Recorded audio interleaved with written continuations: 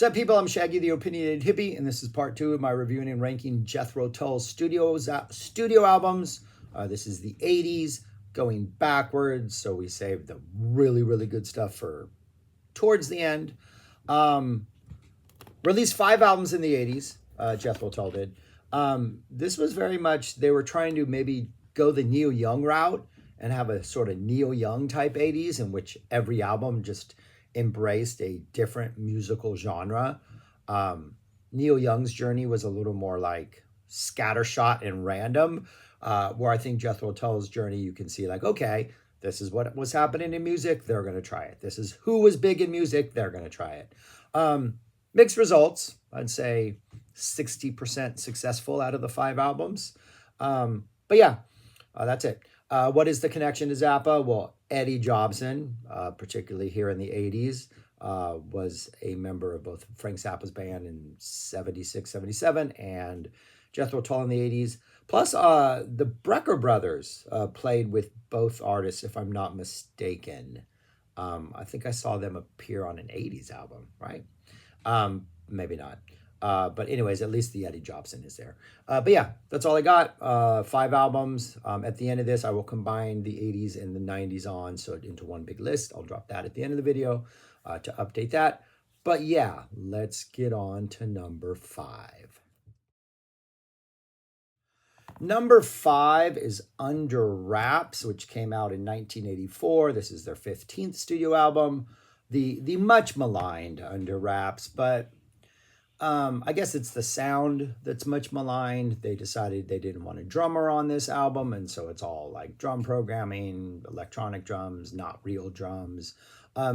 It's a very, very dated, horribly, like, if you grew up in the 80s, like there are some albums that were released in the 80s I can go back and listen to, even though it's got the bad drums and it's got the bad production and it's just got that 80s sort of gloss to it. This is not one of those that I think holds up sonically. It just does not sound good.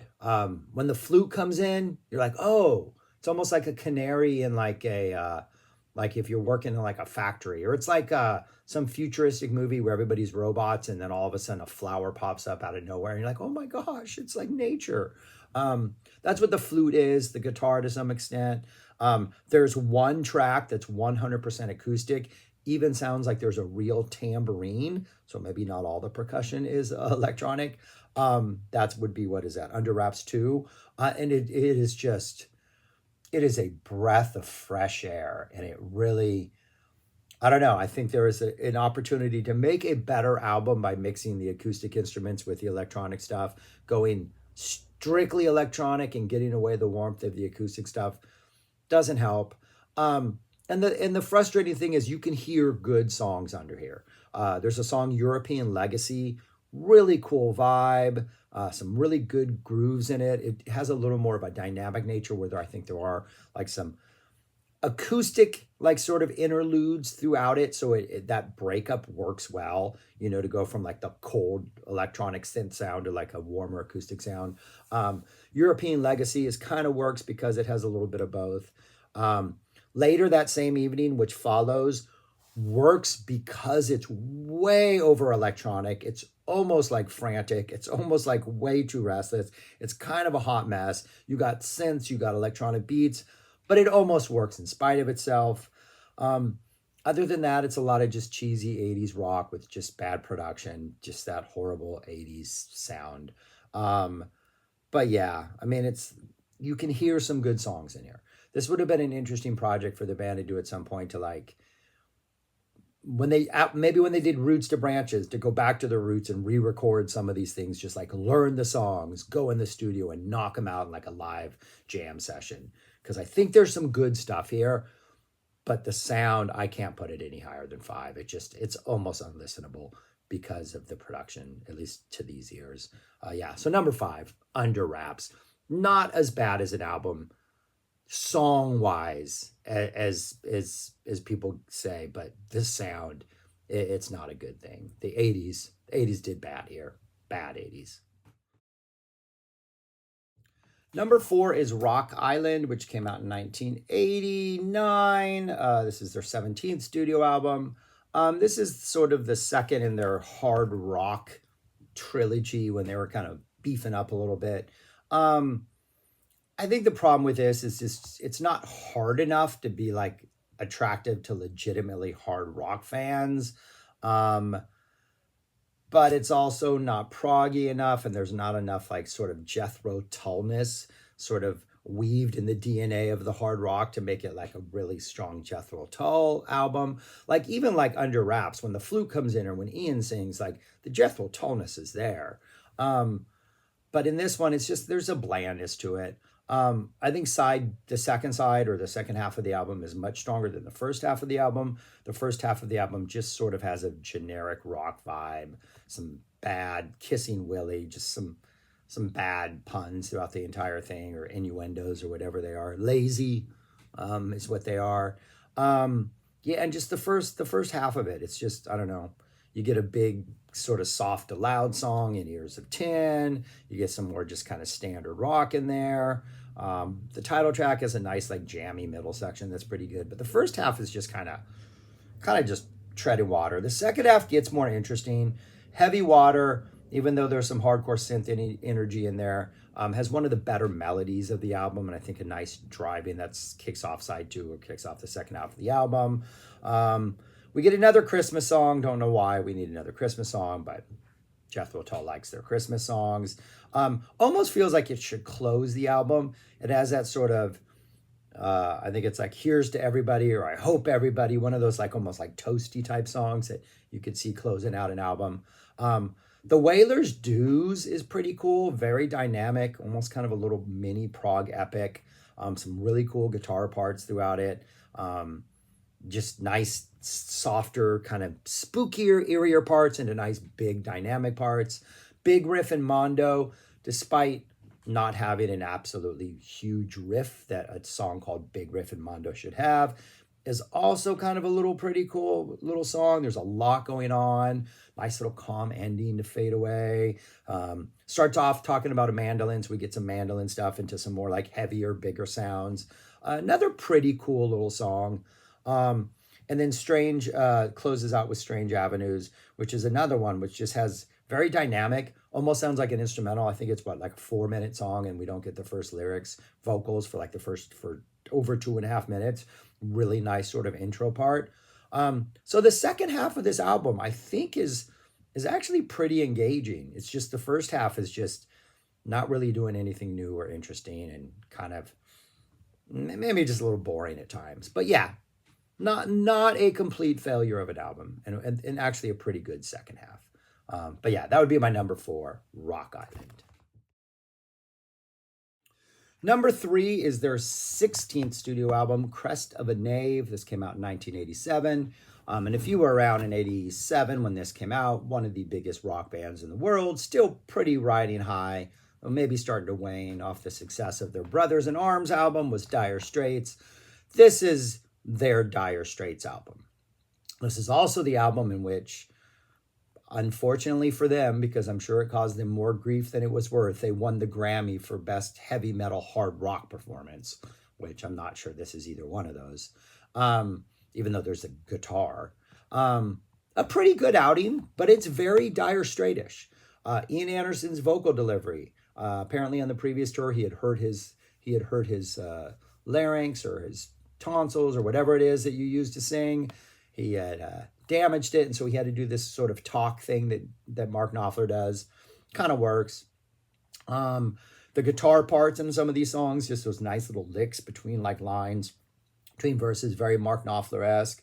The use of synths in the backgrounds of song to provide just kind of a cool little like bed of noise or a bed of percussion, very Dire Straitish, though more On Every Street, is that follow-up album, the one that comes after Brothers in Arms, more like that. So kind of maybe Dire Straits then heard this and borrowed a little bit of Jethro Tull's interpretation of them. And then one of the songs, which one is it, has a straight up Waking Edge, what is it called? Which might even be one of the bonus tracks. It is one of the bonus tracks, the Waking Edge. which is on the CD version of it, has a very private investigations type intro, almost with like a do do do do do do do like line type thing with atmospherics. So the Dire Straits connections are strong, and it's a pretty good album. And Budapest, which is sort of I guess maybe the centerpiece of the album, a 10-minute track that's kind of kicks off side two, but it's right there in the middle. It's kind of very Telegraph Roady. You get like some slow kind of atmospheric stuff. You build up into bigger stuff. You drop back down into quieter vocals. It's got the dynamics of like a Telegraph Road, and the story just kind of builds. This is not about building Budapest like Telegraph Road is building a city. This is about a night in Budapest with a woman. What was my favorite line out of here? She wouldn't make love, but she could make a good sandwich, which priorities, people. But it's a pretty good song, pretty good journey. The little instrumental sections here are not so much guitar solo focused as Telegraph Road is, but like nice, cool, proggy parts in the middle of it. Probably the weakest track on the album for me is the opening Steel Monkey, just kind of generic 80s AOR rock. Nothing special. Some bad synth sounds in there. Farm on the Freeway, trying to like channel some like John Cougar, Bruce Springsteen album. Just sort of the turmoil and the troubles that American farmers and sort of the middle blue collar class was going through in America. Kind of feels like it's commenting on American life more than, I don't know what things were like in England at the time. Jumpstart has some pretty good, nice, really electric guitar at the end, nice guitar solo. She Said She Was a Dancer, totally slow Dire Straits song. This could be Romeo and Juliet. This could be the slow song off Brothers in Arms. Even's got those nice like haunting guitar lines in the background. Dogs in the Midwinter. I think that's one of the bonus tracks on the CD. Just kind of a 80s rock with some nice flute.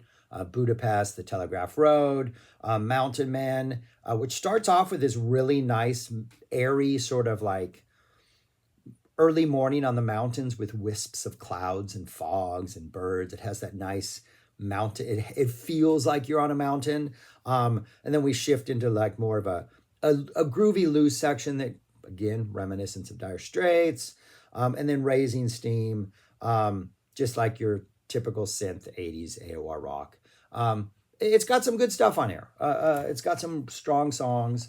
Kind of feel bad I won a Grammy because I think that's sort of just like you're in a controversy you didn't ask for, because it's not really hard rock, though there are some really nice guitar lines on here. But yeah, that would be my number 3 for the 80s, Crest of a Nave. Number 2 in the 80s is their 1980 album A, their 13th. Apparently this was supposed to be a solo album by Ian Anderson, but for a variety of reasons, it became a Tull album, including their bass player, John Glasscock, who had been with the band for several years, passed away. I think there was a shift in who was in the band. I think Dave Pegg joins the band for the first time. Jobson's here, has a nice, really cool electric violin solo in the Pine Martin's Jig. If I was a Pine Martin and I heard this song, I would be very proud to have it as my jig. It's a really good song. And this is a good album. I think this is one of those where, like, Jethro Tull's entering the 80s. They're embracing an electronic sound. They're embracing like synthesizers. They're embracing the current state of music. I think there's only one appearance of an actual like acoustic instrument on this album. But it works. I think the songs are good. The opening song, Crossfire, right off the beginning, just not only do we get the like sort of electronic sounds, we get some like dance energy, some almost straight up like disco grooves, which are fantastic. Like Jamiroquai, it's like, we're not quite to Jamiroquai level here, but like leaning into that energy. Strong opener. The second song, Filing Dale Flyer. Apparently, I think it's about an airplane that's going to crash. And this song is pretty much just like a big block of lyrics, right? 3 sets of like, I guess it's a verse chorus or maybe just whatever it is. But between those choruses, there's some really cool proggy moments. Like, they're still like, you don't get these full epic, really long prog songs, but you get these really nice moments of just prog energy throughout these songs that work really well. Working John, Working Joe, I think is the one that you get some acoustic guitar actually in this. And before it goes to like a bigger, bigger sounding arena type song. This song, unfortunately, and there's a couple other that sort of flirt with a Disneyland electrical parade synth sound at times. If there are any bad choices on here, it's the choice of synth sounds. Not always great. Including on Black Sunday, which might be the highlight of this album, the longest song on this album, you get some strong Styx, Disneyland electrical parade synth vibes early on. Then you get some awesome sort of Jethro Tull proggy type runs, drops into a really nice groove for a while when we get the actual song. We get this almost like breakdown piano interlude in it, some really nice guitar throughout it, guitar in the middle, guitar at the end. It's kind of an all over the place Jethro Tull, like a little mini epic. Like Black Sunday, it's a really fantastic song. Closes out the middle half of the album. Side 2 opens up with Protect and Survive. You get some really fast, like flute proggy runs in there that are really cool. The second half of this album is pretty strong. Batteries not included, really nice, hyper sort of active proggy vibes. Uniform, I think we got Eddie Jobson on violin on here, or some synth sound that's making a sort of violin sound that gives it a slightly Eastern type vibe, a little bit different sounding vibe that works really well. That goes into 4WD low ratio, which is about a four-wheel drive. Four-wheel drive! That's just a really fun, funky song that is the nastiest guitar on this album so far and of the entire album. Really fun, weird, little funky song. Then you get the Pine Martin's jig. Weasels everywhere. Really happy to have this their song. It's a great, awesome little jam. Jobson drops some nasty electric violin in here. And then we close out with And Further On, which is kind of a slower, ballady type, gentler type thing. Yeah, really strong album, man. Like, it sounds, for its embrace of electronic sounds, it's nowhere near as dated. In fact, I don't even think it sounds particularly dated. I think it's aged pretty well. You can't compare it to Under Wraps. This would have been my number one for a long while, but the one that is at number one has over the years slowly inched its way up to a little bit higher. But this is a strong album, really good album. The Jethro Tull enters the 80s on a solid footing right here. But that would be my number 2 for the 80s, A. And it gets an A. Maybe it gets an A+. It's not an S tier album, but it's a good solid A album.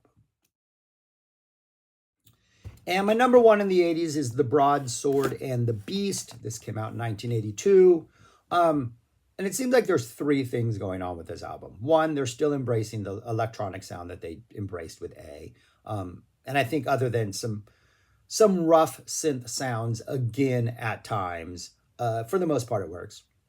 They're also indulging a little more in the folk rock proggy vibe that they're known for, like that sort of identifiable Jethro Tull sound, I think is a little more present on this album. But also, I'm going to argue that this album is a result of Asia being the biggest band in the world in 1980 and 81. If you were alive then, Asia's debut album was huge. It was just, it sold way more copies than anybody anticipated. They were the biggest band in the world. And while this in no way sounds like Asia, there are some definite sort of like hard rock sort of, Asia gave permission for bands from the 70s to like be a little poppy, be a little hard rocky, and also be a little proggy. And I think Jethro Tull took that, and like also with their interest in electronics and their signature sound, put an absolutely awesome album out that I think is probably one of their most underappreciated albums. Opens up, this is one of those where I think vinyl helps make an album better. The title tracks open up each side. Side 1 opens up with Beastie. Side 2 opens up with Broadsword. And I even think the sides are titled that. Like side A is titled Beastie. Side B is titled Broadsword. And both of these are like these very atmospheric, dramatic, almost like set pieces. Like they're intended to open albums and like invite you into the world that this album is going to like then unveil over the course of the next 40 minutes or so. Both of them are great. Both of them go into some cheesy AOR rock at times, but it works. The energy on this album is fantastic. The songs are really good. And after you get that opening sort of like set piece that feels a little proggy, that feels a little rocky, that feels a little poppy, that feels a little bit of everything, you then get a whole bunch of like 4 different sort of versions of what they're doing on each side. Side A follows with Clasp, which has this really just awesome drum energy early on, some nice quirky flute before you go into like sort of a really hyper kind of AOR type vibe. Fallen on Hard Times, almost got a slightly little funk energy in there that as the song goes on just kind of gets better and better and a little bit heavier and a little bit stranger. Like towards, I think it's during the verses, towards the end, things just get, the rhythm section just kind of starts to funk it up just a little bit. Really good song. Flying